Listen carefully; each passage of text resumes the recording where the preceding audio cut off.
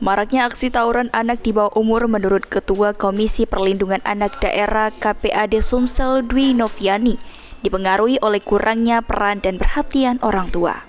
Kesadaran serta tanggung jawab orang tua merupakan fondasi pertama agar anak tidak terjerumus aksi tawuran, sehingga sang anak merasa terpenuhi dan terlindungi.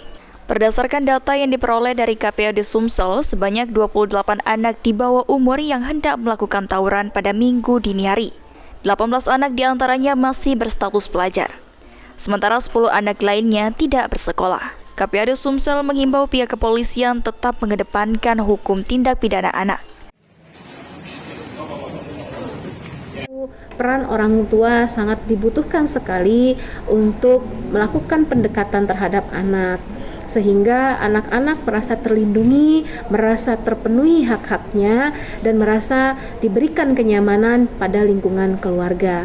Akan tetapi tanggung jawab untuk anak itu bukan hanya tanggung jawab orang tua semata, tetapi menjadi tanggung jawab kita bersama.